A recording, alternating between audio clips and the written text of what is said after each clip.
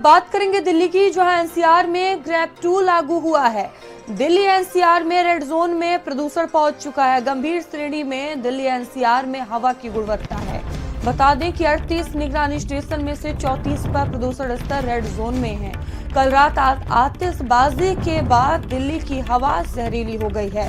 निर्धारित समय से ज्यादा समय तक पटाखे फोड़े गए। जवाहरलाल नेहरू स्टेडियम के पास एयर क्वालिटी इंडेक्स 317 दर्ज की गई है। दिल्ली का समग्र वायु गुणवत्ता सूचांक 344 पहुंचा है। द्वारका की बात की जाए तो 417 एयर क्वालिटी इंडेक्स है। अशोक विहार 404 और वजीरपुर में एक्यूआई 423। आनंद विहार में वायु गुणवत्ता सूचांक 404 दर्ज किया गया है।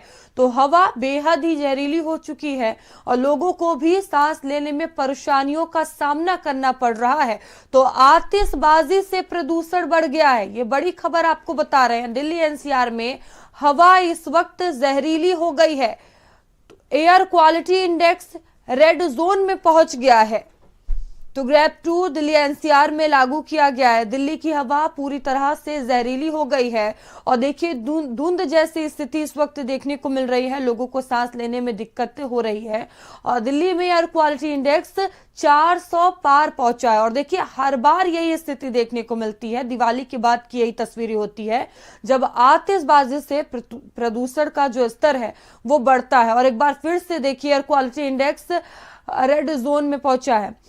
और नोएडा से दानिश हमारे साथ जुड़ चुके हैं और दिल्ली से दिव्यांशु हमारे साथ जुड़े हुए हैं। दिव्यांशु, एयर क्वालिटी इंडेक्स जो है वो रेड जोन में पहुंच चुका है। ग्रेप 2 लागू किया गया है दिल्ली एनसीआर में। क्या मौजूदा स्थिति बनी हुई है? जी, मैं आपके बता दूं दिल्ली में आतिशबाजी के बाद से हवा जहरीली हो चुकी है। दिल्ली का एक्यूआई 900 पार हो चुका है। मैं बता दूं आपको कि लोगों को सांस लेने में भी काफ़ी दिक्कतें हो रही है। सुप्रीम कोर्ट की गाइडलाइन के बाद सिर्फ 2 घंटे की अनुमति दी गई थी रात में पटाखे फोड़ने की, पर उसके बाद भी ज़्यादा पटाखे फोड़े गए हैं, जिससे काफ़ी दिक्कतें भी हो चुकी है। ग्रेप 2 लागू हो चुका है। ग्रेप 2 में क्या बोलते हैं, कई चीज़ों को रोका जाता है, जिससे कोयला ना जलाया जाए और रोड बिल्कुल तमाम जो एडवाइजरी है वो भी जारी की गई है। दिव्यांशु और दानिश हमारे साथ जुड़े हुए हैं। दानिश, देखिए हर बार यही तस्वीरें देखने को मिलती है। पटाखे जलाने को लेकर तमाम गाइडलाइंस जारी की जाती है, लेकिन आतिशबाजी के बाद दूसरे दिन की तस्वीरें यही होती है कि एयर क्वालिटी इंडेक्स जो है वो चरम पर होता है।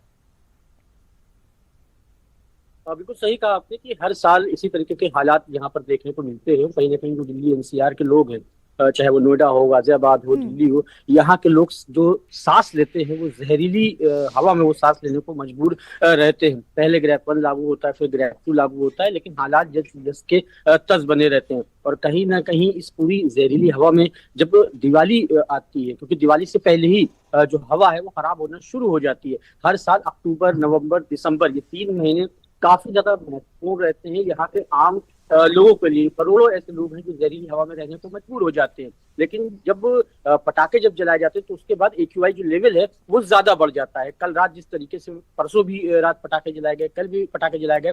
आज अगर हम नोएडा की बात करें तो अलग अलग एरियाज में 350 के पार है एक्यूआई। अलग अलग क्षेत्रों में सबसे कम एक्यूआई जो है आका गया है वो 270 है नोएडा के सेक्टर नॉलेज पार्क इलाके में। तो आप अंदाजा लगा सकते हैं। हालांकि दावे बहुत प्राधिकरण की तरफ से किए जाते हैं कि हम जो है बाकायदा जो कृत्रिम बारिश है वो करा रहे हैं। लगातार कुछ फूल है उसको ना उड़े, क्योंकि जब फूल उड़ती है तो उसके जो छोटे छोटे पार्टिकल होते हैं वो हवा के अंदर हवा के जरिए लोगों की बॉडी के अंदर जाते हैं और फिर वो बीमार पड़ते हैं। इस मौसम में सबसे ज्यादा बच्चों को और बुजुर्गों को इस खतरनाक हवा का नुकसान होता है। लिहाजा इन बच्चों को और बुजुर्गों को बचा के रखना होता है। जो दमा के मरीज हैं, अस्थमा के मरीज हैं, उनको सबसे ज्यादा दिक्कतों का सामना इस हवा में करना पड़ता है। तो जब ये मौसम आता है तो उससे पहले जरूर दावे करे जाते हैं प्राधिकरणों की तरफ से, लेकिन वो दावे तब झूठे साबित होते हैं जब बिल्कुल दानिश दावे किए जाते हैं, लेकिन जमीनी स्तर पर यही तस्वीरें देखने को मिलती है। और दिव्यांशु हमारे साथ बने हुए हैं।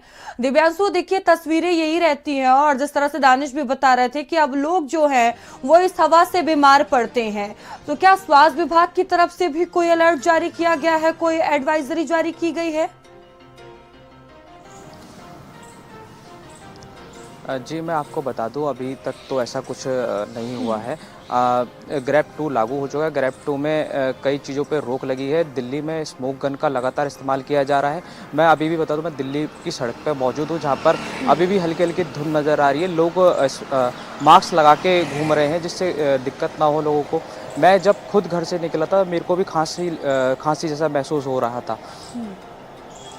बिल्कुल, लोगों को दिक्कतों का सामना करना पड़ रहा है और दानिश हमारे साथ बने हुए हैं। दानिश, जिस तरह से स्थिति देखने को मिल रही है, आने वाले दिनों में ये और भी ज्यादा भयावह हो जाती है, जिस तरह हर साल तस्वीरें देखने को मिलती है और जो मरीजों की संख्या है वो भी अस्पतालों में काफी तेजी से बढ़ती है, जिस तरह से अभी आप भी बता रहे थे।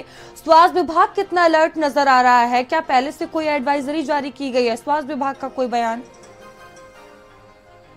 ऐसी कोई एडवाइजरी जारी नहीं करी थी। हाँ, ये जरूर कहा गया है कि जब एक्यूआई बढ़े तो लोग घरों से निकले तो अपने जो है सुरक्षा की चीजें कुछ साथ में लेके निकले, जैसे मास्क लगा के चलें और जरूरत ना हो तो ना निकले। इस तरीके की एडवाइजरी हर साल जब अक्टूबर का महीना आता है तो जारी करी जाती है। लेकिन आप खुद सोचिए कि क्या पॉसिबल है कि ऐसे मौसम में कोई घरों से न निकले या फिर ये कहा जाए कि हाँ वो हर वक्त मास्क लगा के रखे। जाहिर सी बात है, त्योहार का मौसम होता है, त्योहारी सीजन हो चुके लगातार। पिछले अगर हम एक हफ्ते पीछे जाएं तो लगातार त्योहारों का सीजन चल रहा है।